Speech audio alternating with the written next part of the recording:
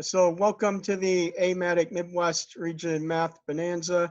And you can visit our website at amatic.org/Midwest if you would like the information from this session, the recording, maybe the chat or whatever else comes out of the session today, and all of the other great resources there. So our speaker for this next hour or so is Deondre Taylor, and I I don't know if those of you who have been in the previous sessions knew this or not, but I have uh, handpicked all of the the presenters for this bonanza this week, and uh, I've known Deondre for for quite some time, but he is teaching at a high school now, and I I thought that it would be good for all of us here to hear what the climate is in the high schools right now, and then maybe have some conversation or ask questions or get answers or whatever you would like to ask Deondre. But I'm sure that he has a plan for the next hour or so, and I will say that I was talking with him a little bit earlier before everyone came on, and I thought it was interesting that his school is planning to reopen to teaching students on Monday, and so that won't necessarily be in um, in person, but I think that we all would love to get his thoughts on even reopening plans for our own classes and institutions. So, Deondre, I will pass it over to you, and then stop my screen share, and then you'll have to unmute yourself at some point. So he did tell me that he is in the office today, or in the school today, because of the impending reopening to students, and so that's the background that you of course see behind him right now. So I will mute myself and turn it over to you. Thank you, Deondre. Hello. Yes. I am teaching in an alternative school setting right now. We were partially virtual and on location in the building, but now after COVID, we're going to total virtual. And right now we're in the process of handing out Chromebooks to our students and re-enrolling them to our students. And so we each have a set schedule of a day that we're at the school, and today is my day. I tried to get out of it, but I couldn't get out of it, so I'm trying to do both. Me and my partner teacher, we're doing this. So what is the challenges of a high school teaching right now, especially virtual? One of the biggest challenges I think I'm having right now is that I've been teaching since 2011. And during that time, I've taught at two inner city high schools, one suburban high school. Okay. One high school in one suburban high school, and then now this my last teaching job is right now with the E20 with the MCA, which is partly virtual and partly not. So, and all the schools I know I have in common, depending on the student body, is that the apathy towards mathematics is big, and I don't understand why. You know, that many of the kids that take the class, you force them to do work. CH, right? Joel, how you say your last name? Let me spell it. CHAV what?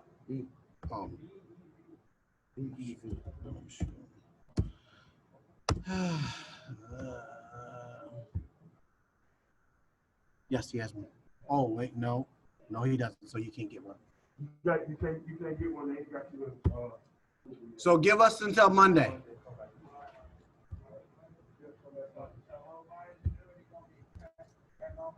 Yours will be back on Monday because you don't need a laptop. Okay, so now back to see now this interaction I'm having with them, trying to get them with their Chromebooks, trying to get them the email and get them logged in so they actually are active and can log into E2020 from home virtually is what we're doing right now.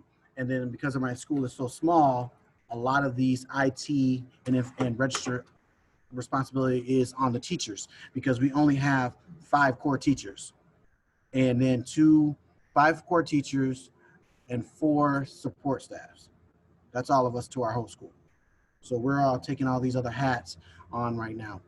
So another thing is teaching online, I'm finding is harder because I really want them to actually show me their work and show me that they're actually progressing and to get them to do like a paper math problem just like our problem.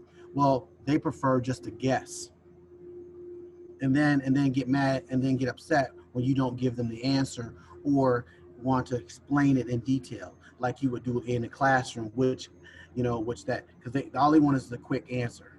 So in this situation, in this model right here, versus me trying to get them to like get depth in detail into the information. And I'm also, when it comes to math, they don't really look at the math like it's beautiful, like it's fun, like it's, that it's a learning thing. It's always a problem. Why, I have to fight. Why are you forcing me to take algebra? Even though you're probably having that problem right now too, but it's even more prevalent in this situation I am right now. So, what else I can tell you before you can ask me some questions? Most of the demographic of our students for this school is from 17 to 22. They either dropped out for some apparent reason, or they decided to come back and try to get their ED for their high school diploma. And that's where we are, trying to get them to understand that education is important, especially math education, because it opens a lot of doors to a lot of occupations and jobs that they otherwise cannot get without having a great math background. So, any questions? They're open to you all to ask me.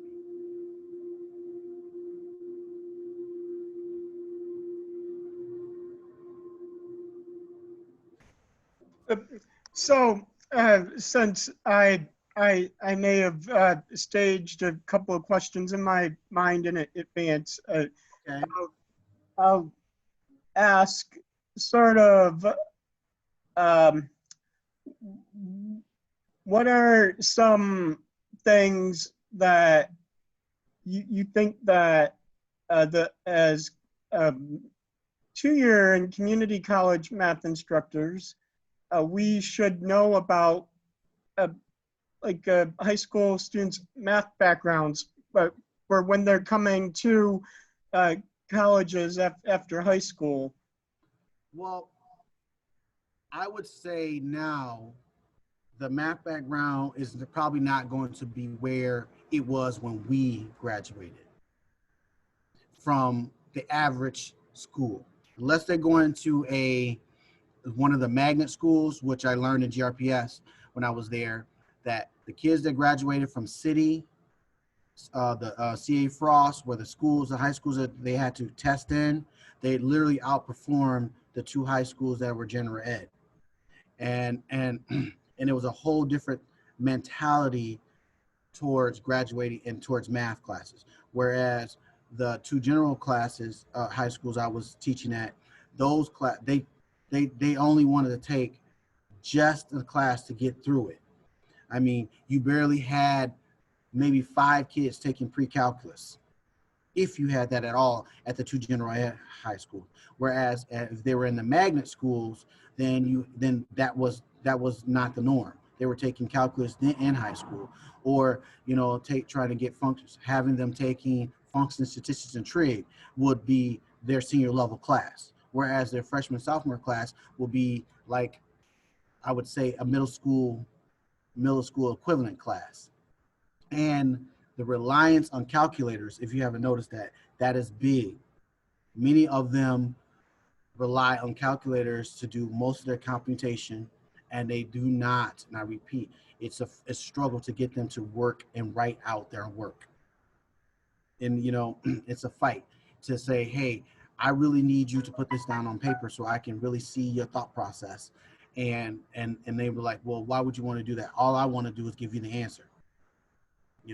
What do you need to know that see the written work for this? And trying to force them to get that, to do that. On our day, we would just do it because that was expected of us. Now you have to to make it fun. When I say fun, you have to devise little tricks so they will say, okay, and rewards. Well, if you do this, I'll give you extra credit. If you do this, maybe I will bring a snack, or something like that, versus just do it because that's expected. And so it shows you get the gratification out of spending the time to do the homework and expressing the problem, than just saying, okay, I'm done. So that is the biggest thing that you're probably dealing with right now, is that you got students that have teachers bend over backwards to get them to do their work, and then you don't, and you as a college professor probably don't do that, or give them multiple chances to complete an assignment, or multiple chances to redo things over and over again until they actually either pass it or they guess through it. So I'll give a follow-up question. Then, again, if anyone has any questions, feel free to put them in the chat, and I'll read them if you don't want to unmute yourselves, or you can unmute yourself. But I'm wondering, because you mentioned the showing work, how do you think that the online learning and the remote learning will change not only like the requirement of showing work, but how we're going to ask students to show the work? Like, what are some like strategies maybe that you've come up with that you are thinking about using with your students for collecting that handwritten work in a virtual environment? Well, one of the strategies I use is that when I require them to show work, I have them take a picture and email it to me. So so that way I can do it. Another way is that you can structure sometimes E220 allows you to structure problems, so they actually have to fill in the blanks. So they go through the process, and then if they get the process right, then the next line will pop up, then the next line pop up. So those are embedded, but that's how you get them to show work. Now, as far as them writing it out themselves, from start to finish, that's when I may have them do that just to see if they're actually can write complete math sentences, because some of them don't do that very well, but for the most part, that's how you would do it. Hopefully the system, the software system, you have those embedded in there where you force them to do each line item of the problem, so and it won't let them move on, so they get stuck, and then they have to either contact you and say, hey, I'm stuck at this problem, why wouldn't let me move on? And then you can actually verbally walk them through it and help them out, or they figure out some other means to get beyond that. And once again, you can offer, I don't like to, but you could offer, like I said, you have to offer, maybe sometimes you have to offer a reward if there's something you really, a concept that you really need them to get. So I know that you mentioned like verbally walking students through problems who get stuck.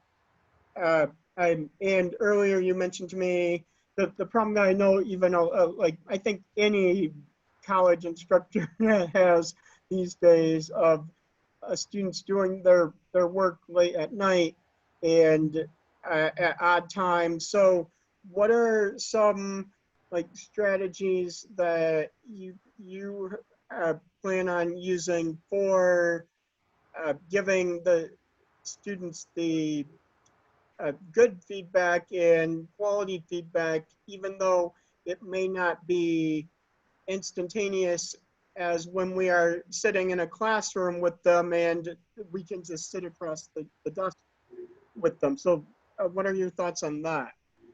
That for me, I like to upload, like have a folder that I have that they have access to, so they could actually look at worked out problems that I have worked out if they really want to do that work at night. So that's one strategy. Another strategy is I ask them to have a buddy. You know, get you a buddy in the classroom that gets up during the day and then go through the classroom during the day where I'm able to help them. So when you reach that point, they will be able to help you walk that through that, hopefully. And so that is the biggest thing is how we do it.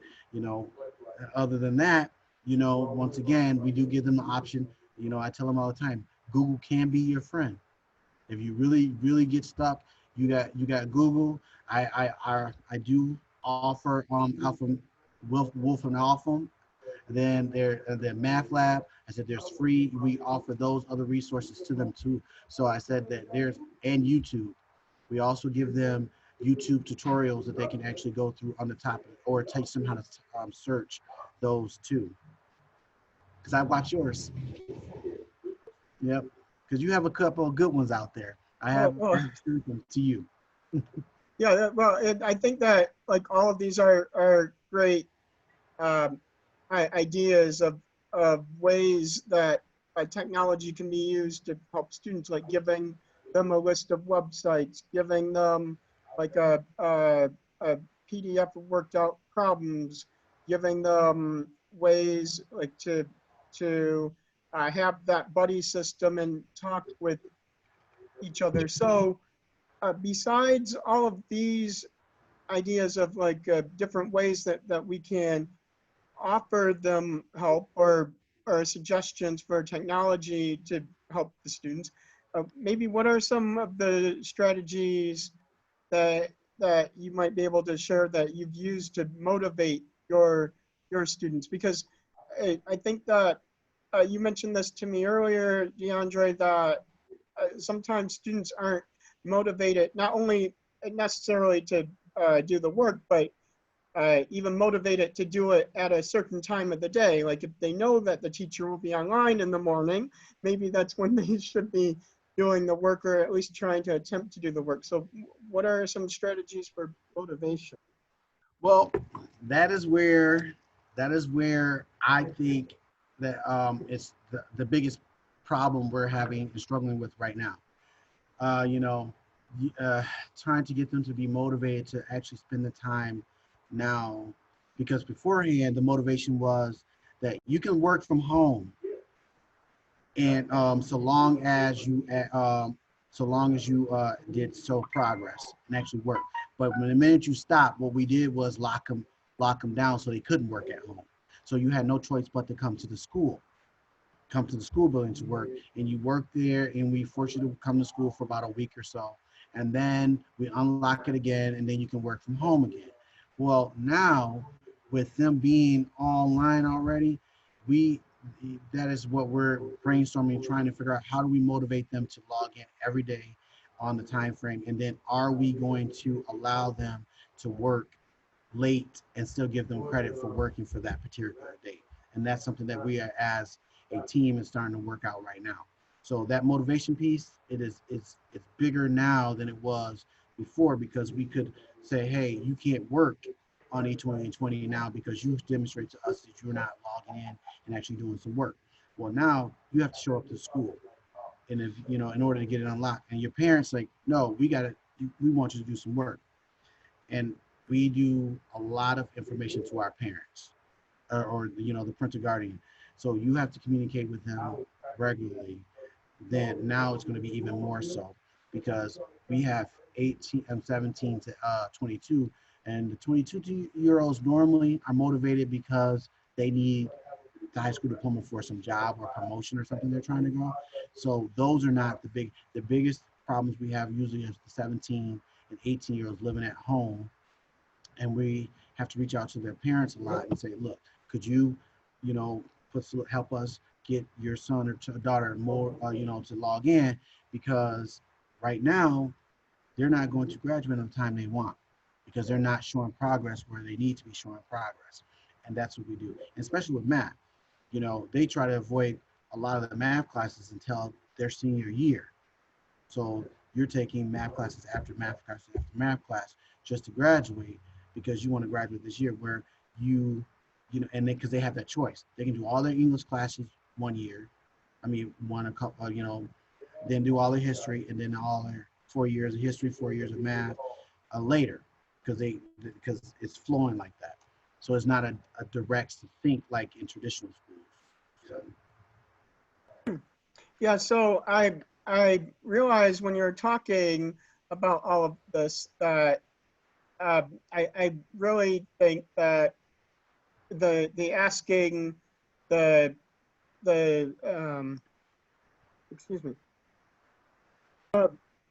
the students to contact you personally, or what in your case, like coming to the school if they need an assignment unlocked, isn't a bad idea, because I tend to do that myself with if a student doesn't get 80% or higher on a quiz, they need to come and ask me about their score and the ones they got wrong before I let them move on. So I see that piece as one piece that motivates them is and this might be scary, but they're motivated to get over 80% because they don't want to have to come to talk to me. So that's one of the pieces right there. But you also mentioned communication and having communication with the students. So I'm just wondering if you can share like some ways that you can communicate with your students so that maybe as college instructors, we kind of know like what type of communication students might be expecting from us. Well, one of the things I know, they expect you to be able to use Messenger, Facebook Messenger well. They expect you to know what those emojis and all the little short writings are, because we get that a lot. And that is their main mode of communication. That they will, they don't like to hear you talk to you on the phone.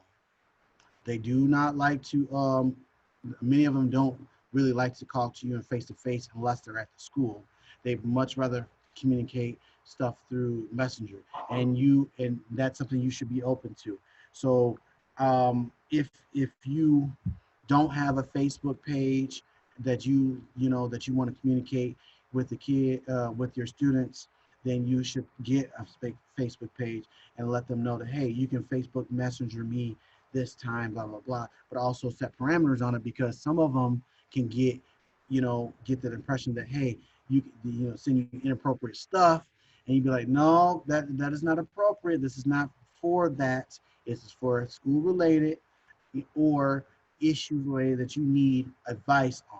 But other stuff, you can't be doing that. And then if they do that, then you have to shut it down and say, look, now you need to see me in person at the school.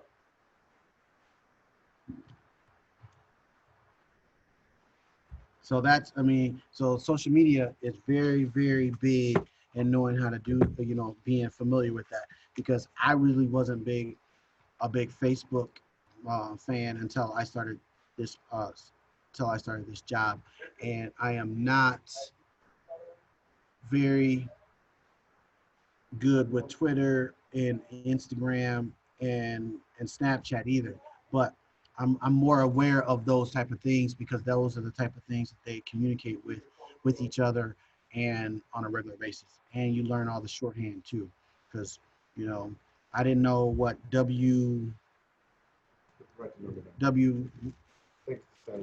what you see what you're doing, or I need help and I can't figure this out. Acronyms is on Facebook Messenger. I think that's Funny that you mentioned a Facebook page, Deondre, because I have a friend who is a second grade teacher, and I, I I know that she has a classroom Facebook page, and the parents or the teachers communicate through with her through the page, which is a, a lot better idea to have a Facebook page that they can post on or message than them being on your personal profile. So Right. just that expectation that a page would be something that could be helpful is uh, good. So there's been a couple of comments in the chat about the buddy system and the study group. So uh, what are maybe some ways that you have encouraged the buddy system, or maybe some of the challenges you've seen of it occurring in a virtual world, or what do you think are some of the tools that might be helpful for somebody to set up like a study group or a buddy system in a remote environment? Well, the study system works well because if you get to know, you know who they're associated with.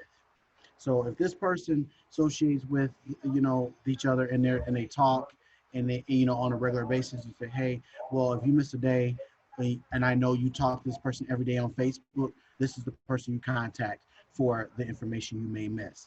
Or if this person is a regular person, this kid doesn't come to school on a regular, but his best buddy, and you find that out, you say, hey, could you do me a favor and contact such and such to see if you can give him or her the information that we have that we have in class today, or this is what I need you to contact me for, because they won't answer. Sometimes they don't even answer you, so you would have to go through their friend in order to get to reach them. That is the biggest thing. And some of the challenges of that is that they give you pushback. Well, it is not my job to contact this person. And I have to explain it this way. You should help me help your friend, because you want the best for them as well as we want the best for you. So in doing this, it's not like you're parenting or putting pressure on them to do schoolwork. It is the fact that you are showing that you want the best for them. So you have to do that little, I need you to help me help them thing in order for sometimes for them to actually to do the buddy system. Because if they're not motivated, if they're here because they're going to school because their parents making them, or or they're going to school because they can't wait, they don't like the idea of not having a high school diploma, but they are just trying to get through it. That's how you learn to use the person, somebody that they know on a regular basis that actually may want the high school diploma because they have different dreams. Like, and you ask them, well, what dreams do you want? We have to be very, very interpersonal with them about their dreams, their goals, and try to say how to rope that into them being motivated to seek out the answers to get what they need as far as education is concerned. It's no longer just, hey, you go to school and you perform and you get a good grade and you be happy. Now it's a whole lot of you need to, I'm dealing with, parents, 17-year-old girls that have babies, you know, and sometimes I say, hey, well, you need to know this so you can teach your baby one day. Or where do what job you're going to have or occupation to have so your baby do not have to live the same life that you're having right now. And how do you get that? Is by doing well in math or doing well in school, period. See, those kind of things. So I I'm going to thank you, DeAndre. I'm going to Mm-hmm. backtrack about something else that you said earlier, uh, and of course, like a lot of things are different right now because of the pandemic and a lot of things just being online.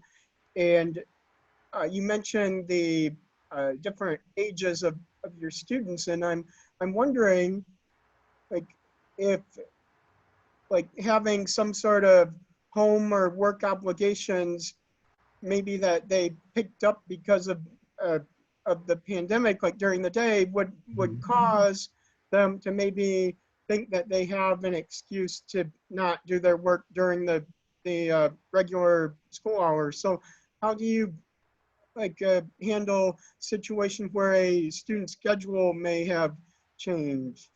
If the student, if they are communicating that to us, they offer us the opportunity. We can personally take care of that student after hours if we choose to. There's no not take care of after hours, but you have that student. For me personally, they have to communicate to me, hey, Mr. Taylor, I have a new job, or I'm taking care of my grandmother during the day, or something or that matter. Could you be open to helping me from this such and such? And then we will make that arrangement. And but they have to make that effort. They have to, you know for me, I was like, you know what, this is your adult responsibility, that if you want me to do something outside of these hours, which I'm really available to that, all you have to do all you have to do is do that do that very well. And then most of us, we're open to that. So long as it's not, we can have, like for me, if I'm sitting at home watching TV and my phone or the computer rings and saying some one of the students have, and it's one of the ones that made the arrangements, oh, I'm going to help them. You know, I can do that later, but and explain to them, look, what they need real quick, and then hopefully they'll go back to be on the right track. Um, there was a young about IEPs and 504s. We have two teachers that do that. Now, all of our students, many of our students have IEPs.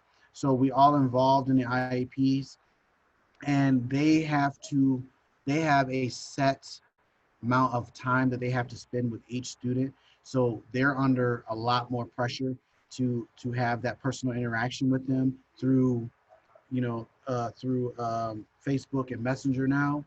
So that is something that they said they have to do. And the 504s, once again, they literally have to drop off homework packets to them, and then they literally have to pick them up now. So that's how they do that. So, and the accommodation for testing, yes. Now, our accommodations for testing is really, really, really easy. You know, what we do is eliminate problems, so the test is not as long. Sometimes I believe if they really need it, one of the special ed teachers would sit there and help them read through problems and help them do that. They also help give modified, like I said, modified tests that we give them extended time. So instead of an hour to take a test, they might get 2 hours. Um, what else we do? We do offer calculators.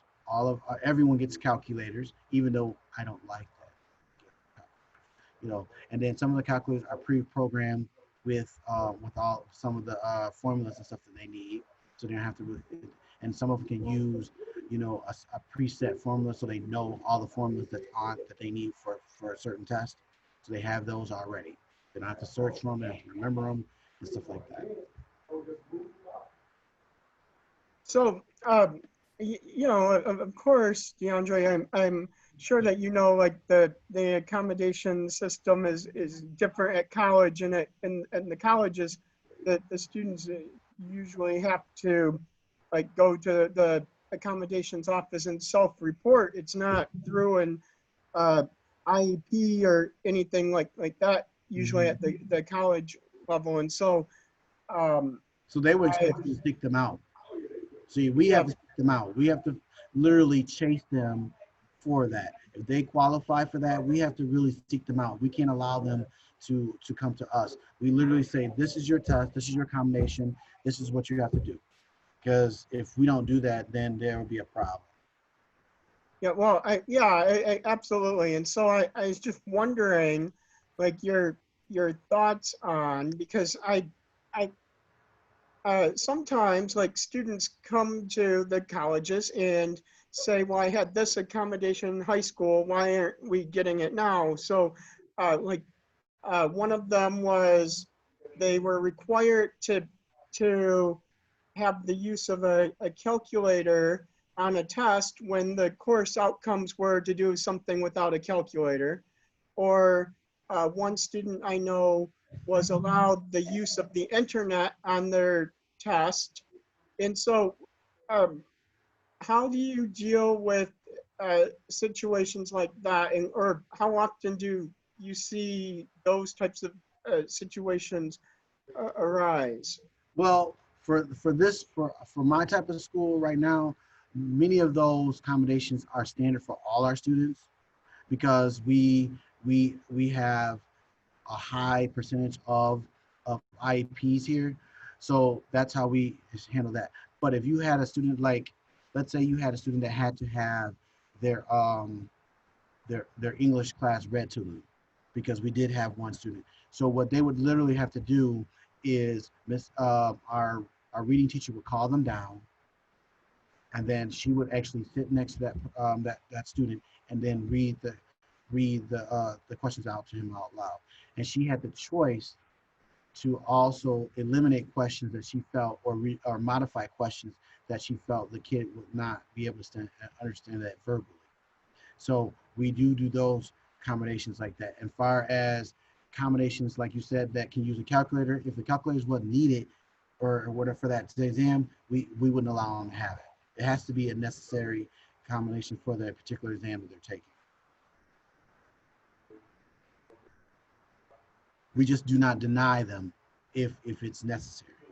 So I was thinking now, I'm sure that people may have some other questions but if you want to have some time to think about some questions, I was thinking, Deondre, I could break the group into two or small groups and give each group one question, then we could come back and have each group report out.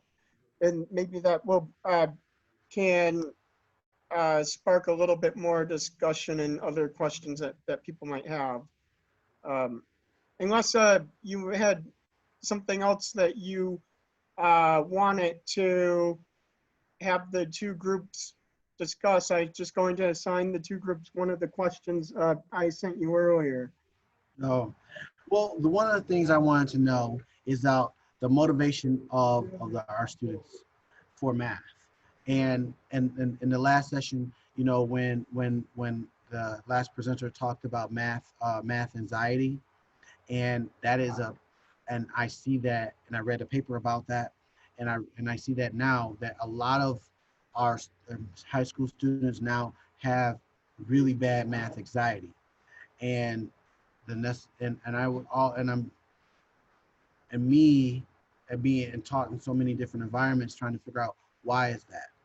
Why are they so traumatized when it comes to mathematics and some reading issues? And then they go off to colleges, junior college, and they have to take old classes and stuff like that. Where when I went to college, there was no old classes. You know, there was barely a 97 class if you needed it. You know, and I'm like, where's our drop? And I'm seeing a lot of the skills that we need are to perform perfect in high school. It is not there as it used to be. And you're probably seeing it now in your classes, because one, the struggle is real to make them write, and writing helps you learn. So if we're not forcing them to write, which I really try to do, you know, they don't retain the information that the concepts we're trying to teach them. And as being a college professor, you don't really, you know, the amount of effort that you have to put into your students compared to what I have to do to get them to learn is totally different. And it might cause you more problems because now you literally have to parent as well as you didn't have to do that Yeah, before. So how does that work out? Yeah, that works. So I sort of tried to capture that in the chat. And so I'll break everyone into the two groups and we can discuss the general questions that Deondre has proposed, and then come back in about maybe 10 minutes or so, and then wrap up and share out from each of the groups. And hopefully we all will have some takeaways for how we can help students with math anxiety, even more so now that we're in a mainly online environment. So I guess that's pretty much the summary, and I will open the rooms and then see all of you back here in about 10 minutes. Okay.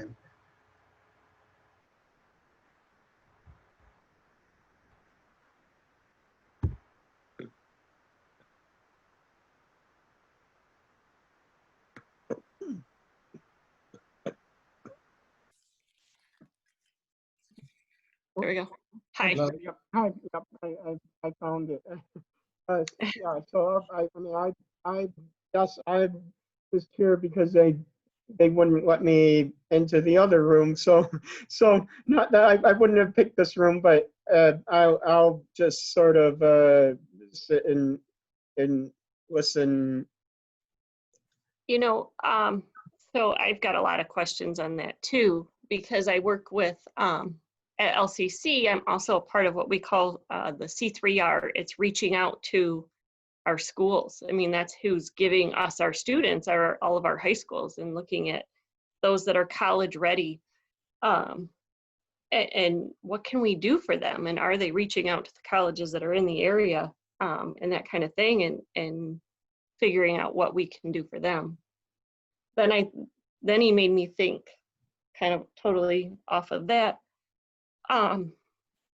listening that most of his students have IEPs, and I've been sitting in different classes with students who I know have accommodations, but the transition from high school to college with when you need all of that extra help, now you're in charge of it. There's nobody coming after you. There's they're not gonna, you know, like I had a student class, they're not gonna make sure that you're asking someone to take notes for you because you need, that's one of your accommodations. People don't do that. You have to be in charge of your own. That's a huge transition. So then you're going, oh, I've got math anxiety, which I actually talk about with my math students. It's a whole topic that we go over in presentations and different TED Talks, but I've got a lot of those same kinds of questions. I mean, I'd love to know what we can do to help high schools, and how do we help our students who have to now promote themselves if they have those IEPs and all those accommodations. My school, we try to take a different approach to it.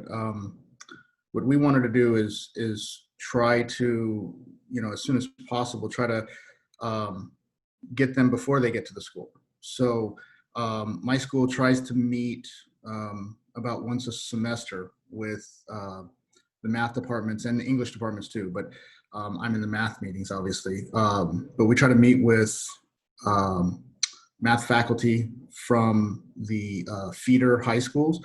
We invite them up to the college, and you know, we kind of do a share out what's going on in each of, you know, your schools or your districts, and then here's, you know, kind of what we're doing at the college. If there's a new class or anything like that, we try to, you know, try to be open to that.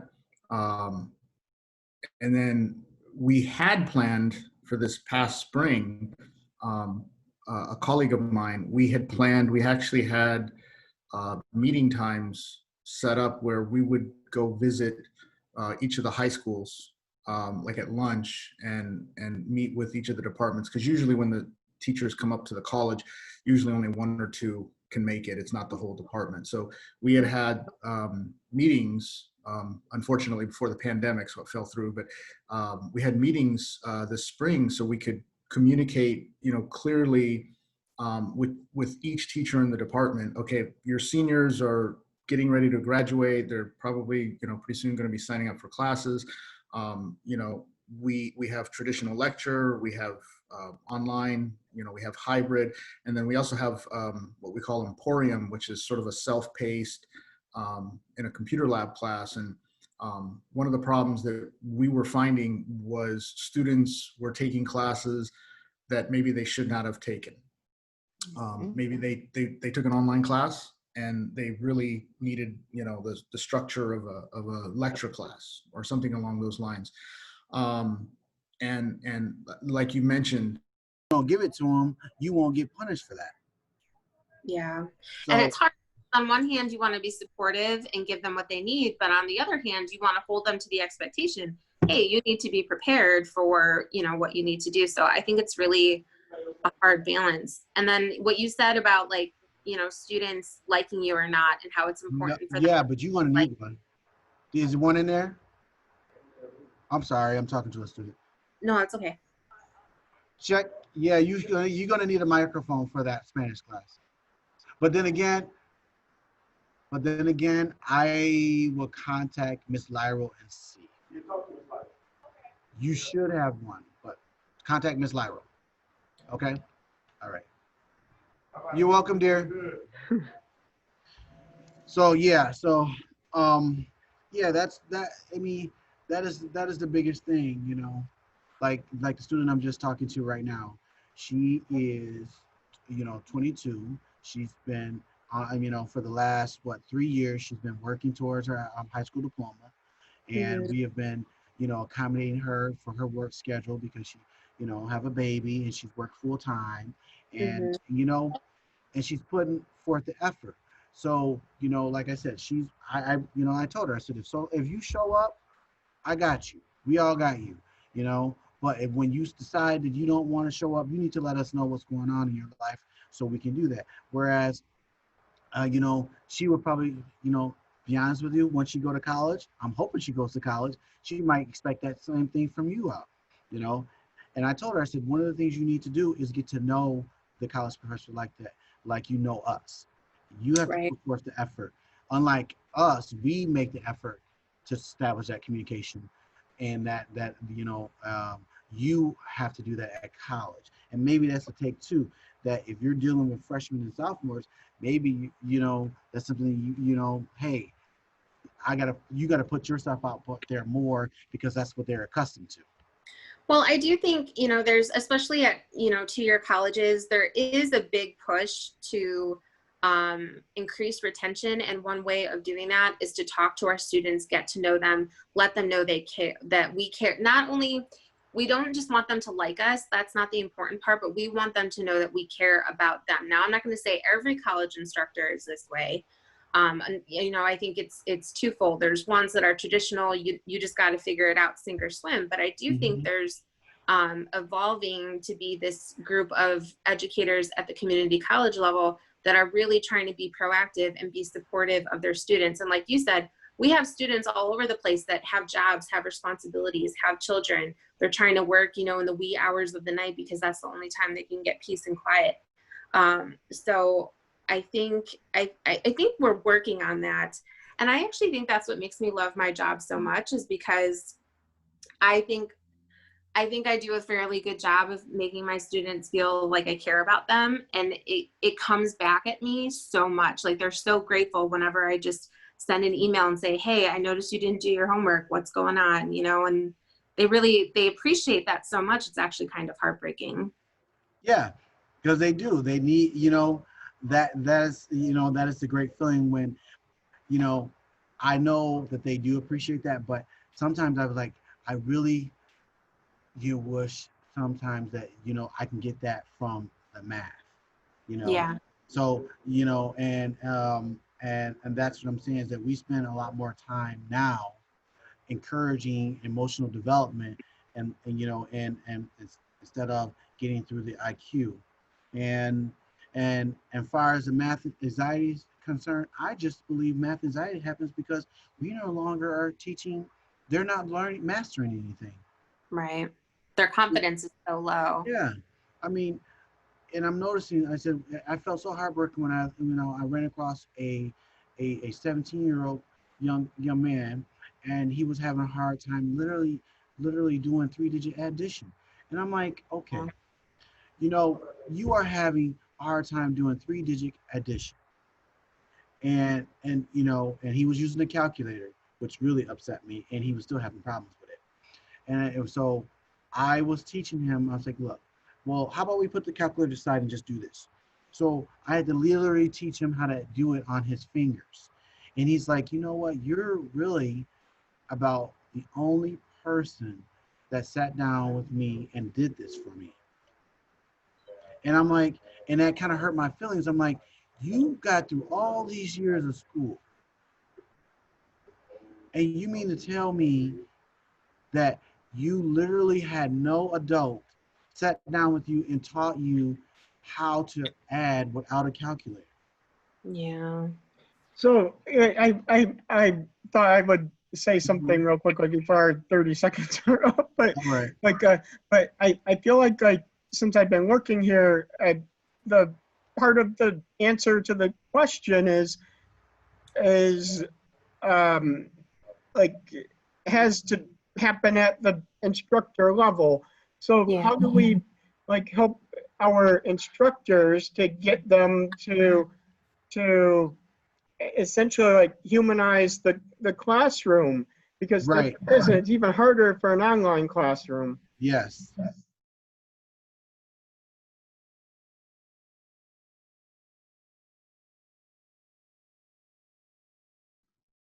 Whoops, Deondre, you're muted. But I will say that, let's see, I it was going to. There you go. I think that I'm not sure if everyone is back yet, but we can go ahead and share out. So Deondre, you can call on people or whatever you feel you would like to do.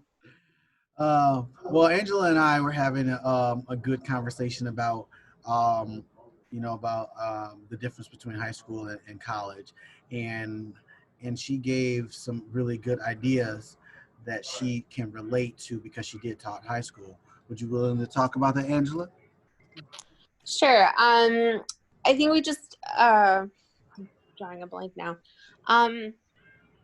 We just talked about making sure that students know that you care about them. And so Deondre was talking about that and how valuable that is in the high school level, because the students, if they don't like you, if they're not buying into, well, if they don't like you, they're not going to buy into it. If they don't feel like you care about them, they're not going to buy into what you're trying to teach them. And I think that's important, especially at a community college level as well, because if they're like, yes, they're paying money to be there, that is part of their motivation, but we have to keep them there, right? We have to keep them going. And part of the way that we do that is by showing that we care about them.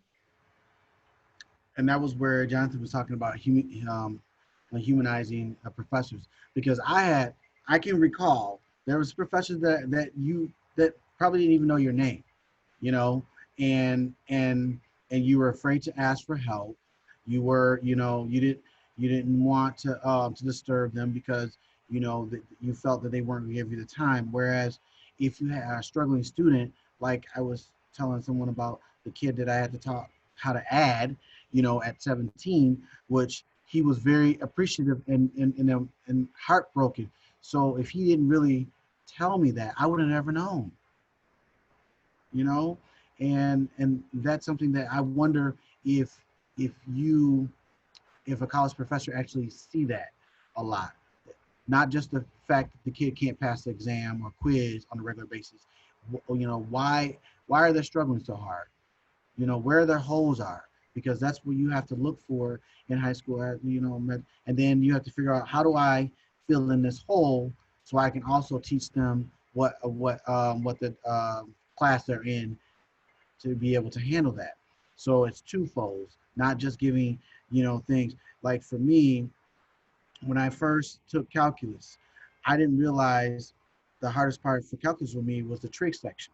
I had some trig background, but I didn't have enough to make that section quite easy for me. So I had to go and get help with that. But if a kid, you know, don't have that mentality or you know, desire to do that, they're just going to shut down. And you have to have an an avenue for them to feel comfortable to coming to you.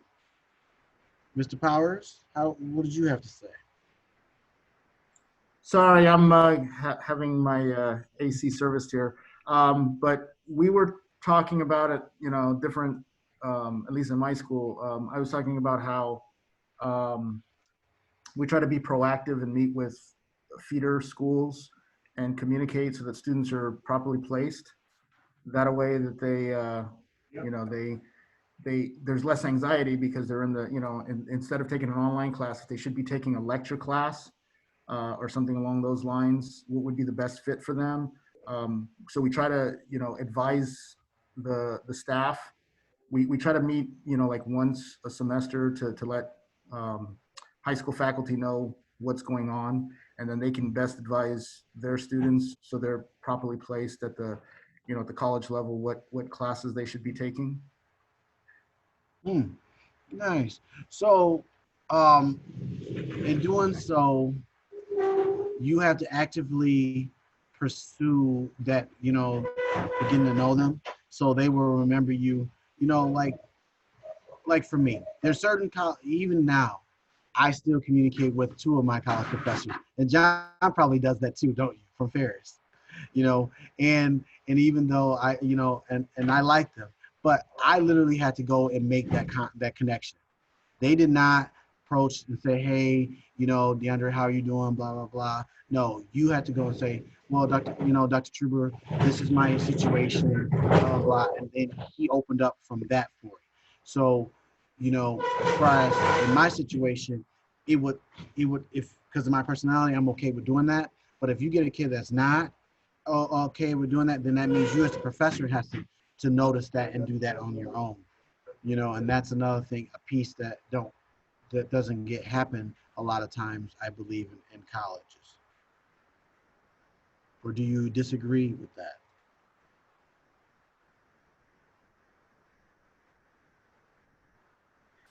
Yeah, I mean, I can chime on in that portion. I will say that I can say another few words since I was in the same group and heard some of the discussion there. We talked about how like a lot of this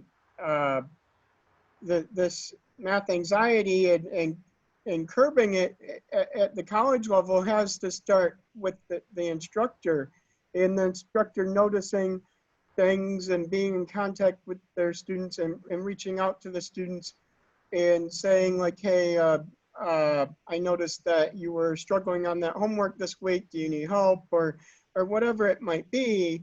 And so there are lots of times where as an instructor, like even I felt like it was hard to keep up with all of that communication in an online environment, especially. Yes. But setting the tone in the first week or 2 of the class, like I found out that setting the tone from the beginning, that students can reach out to me, or they can reach out to each other, or just the fact that communication needs to be open is very important, because I've had situations where I had something come up and I didn't respond to a discussion forum as quickly online as I would have liked, and the students were on there helping each other when I came back. Or one time I had car trouble, and I was a little bit late for my 8 a.m. class, and I called the office, and they told my students to wait. And I came to my on-campus class, and the students were at the board teaching them each other. So I just kept on walking and didn't even go to class at all that day, which was probably bad. And then I asked them the next class, like, so how did you like the last class? And they said, well, we learned a lot. We like to have more time to do problem solving activities in class on our own sometimes. So Nice. that motivation, and that it comes like from like the instructors sometimes encouraging that sort of like a culture Environment. Yep. where like problem solving and thinking are actually valued, and that also helps curb the math anxiety. So Mhm. yeah, well, anyway, I think I summarized my part, but I know that there's a couple of other people that haven't said anything.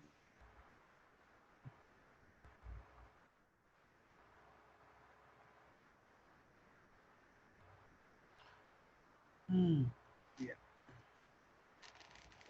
Well, I'm actually kind of just taking this all in. To be honest, I'm teaching at the four-year college level, and even this upcoming semester, I'm teaching a history, humanities writing intensive class. So it's been a number of years since I have worked, say, with students at the remedial level, developmental math or the intermediate algebra at my institution. So, but I'm just kind of listening to what you're all saying, and just kind of like making sure that I'm, handling things as best as I can.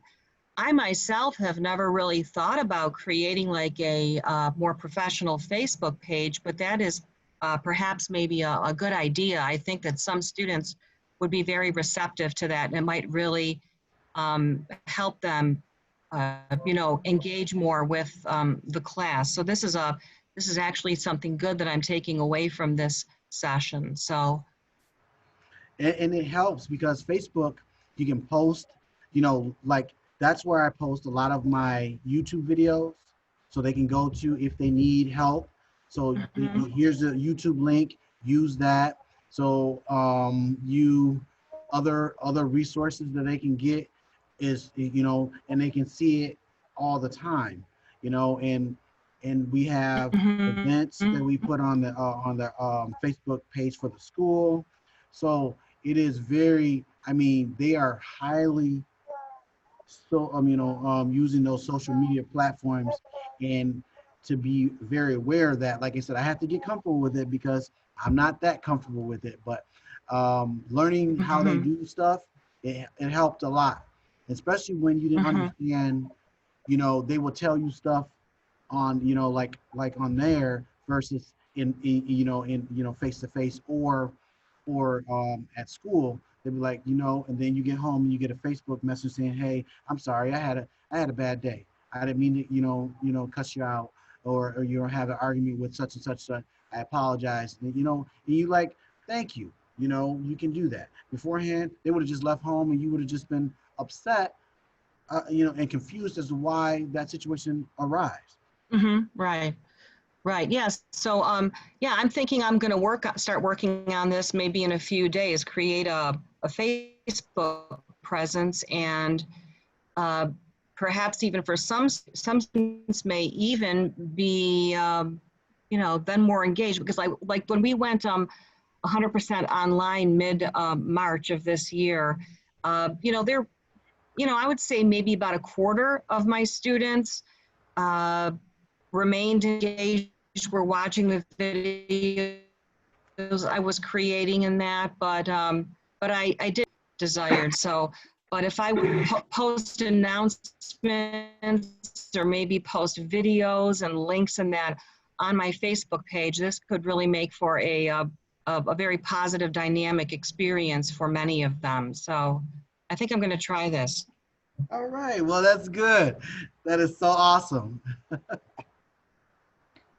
Yeah, that's a good suggestion. Thank you.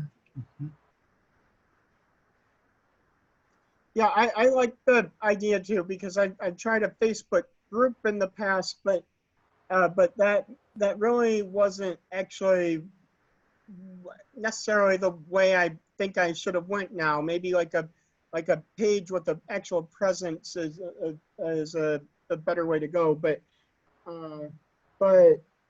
I do have two questions in the classroom, and then like when you use any social media, like how do you balance like putting the announcements out there like with like allowing the students to contact you, or with it being so that parents could even maybe contact you or see what you're putting out there, with also still at the same time encouraging students to be motivated and independent? Like what is the balance there? What are That some suggestions for balancing that? that balance is very, very hard because once you allow the Facebook page to go out there, you have to be open to getting messages all the time. Now, they know if you are looked at it or not. So if they send, they know if you checked it because that's something they know. Well, and they will ask you, well, I sent you a Facebook message yesterday, and why did you not answer it? Or you know what? So, and also they expect you to give them instant or gratification about you answering it. So that's something that you have to understand now. And even parents, when they want to know, about their kid, sometimes they have Facebook you at like 8 o'clock at night, and then you have to tell them, look, I'll get back with you tomorrow. What information you want, but they do want you to respond right away.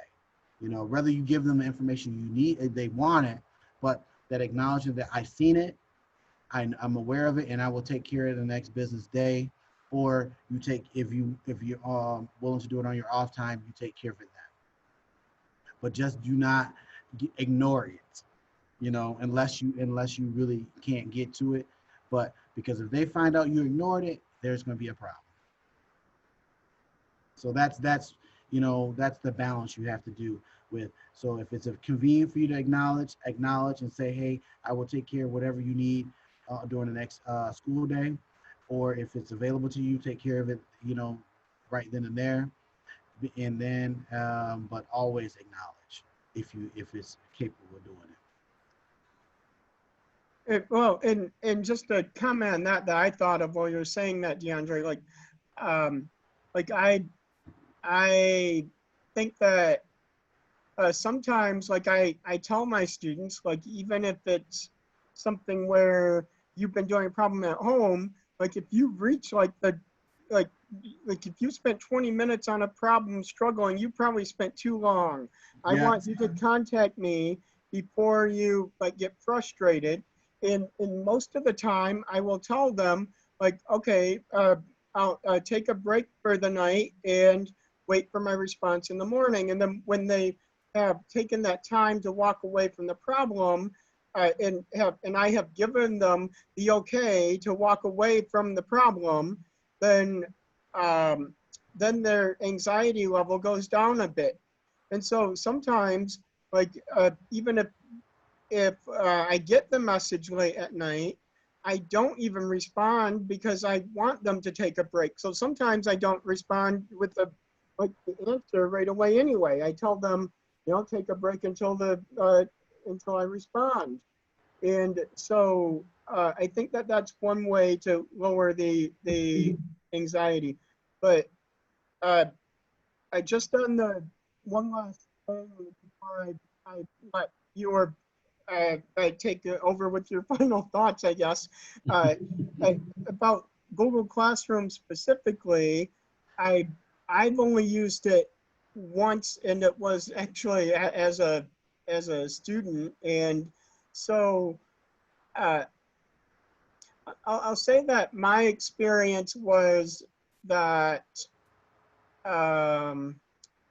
it just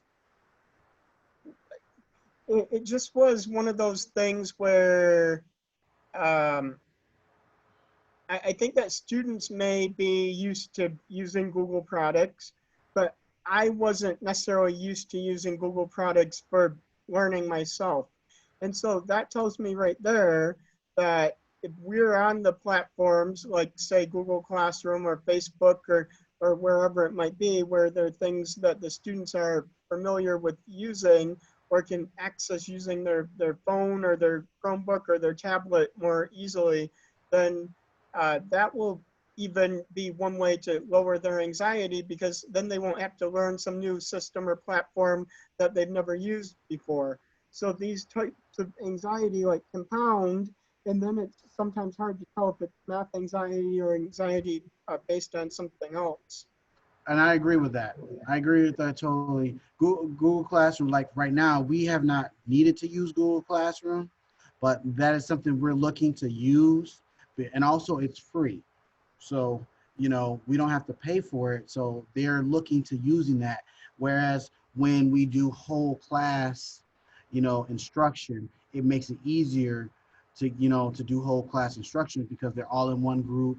They have access to an email that, you know, you can send things out to them and they can send things back to you. So that is it. And then the independent piece from Kim, that is hard to do when, you know, we want them to be independent you know, but they, you know, if you do push them too much, then they don't do anything. Then they shut down. And the worst thing, you get them shut down because it's going to take you a lot more effort to get them to actually do a little bit, you know, get back to a little bit that they were doing for you if they weren't doing anything at all, you know. So I don't know how that works in college, but if you want them to be independent, you have to, you know, you try to wean them as much as possible. But if you just say no today, you know, you got to do it yourself, they'll shut down. It might take you 3 weeks or 4 weeks to get them to do anything else. Yes. Because they want to punish you. Yeah, and that's what I've noticed is hard when they do that transition into college because especially if they have an IEP, Mm-hmm. they go from being in high school where parents and teachers and you know, your special education, they're doing everything for them and working through it, and then they get put into college and they're like, no one's here to do that for you. You have to do this all on your own. And we're like, yeah, how many of them just stop then because of that? It's so hard. Yep. It's hard to see. I just see people coming into class and they need someone to take notes for them. Do they ask anybody? No. No, they're expecting you as an instructor to do it. Yes. Yeah, and see, and then you can suggest, well, you know, like for me, that's where the buddy system come in. You say, well, I know that you want notes and have to have notes part of your IP, but it doesn't say the notes have to come from me. Right. You know, so, you know, what effort are you doing? You know, can you copy Kim's notes or somebody? So sometimes you have to force them to get to know other people, you know, and then if they don't make the effort, then you have to give them your notes. I mean, because, you know, it's just little things like that. It's different. And you see that and you're like, man, did I make the right decision to continue this, or do I want to deal with them not doing any work at all? So right. And sometimes, you know, I've seen professors that I've just sat in on the classes and they get kind of busy and they don't realize that so-and-so has carbon paper in their notebook because that's what their success coach or advisor gave them to take to class so that they could get a copy of someone's notes. But that's where it sat. It sat in their folder, and and it was just so hard to see. And then listening to that transition of how they have to be just completely independent in a lot of colleges, and I'm like, wow, don't we have any way of doing, you know, some kind of transition rather than just shutting it off? It's so hard. I mean, that's the biggest difference. How do you you know, and that's where a lot of times I sometimes have an issue based on my college experience, that I understood, you know, from an early age that I had to do stuff.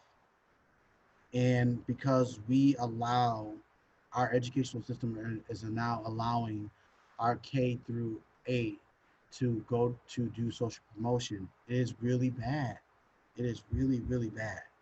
It is. Yeah. And none of our the people that are in charge of our academic, you know, followers are really saying anything about that. They're not saying how social social promotion is really creating apathy and interdependence on the teacher.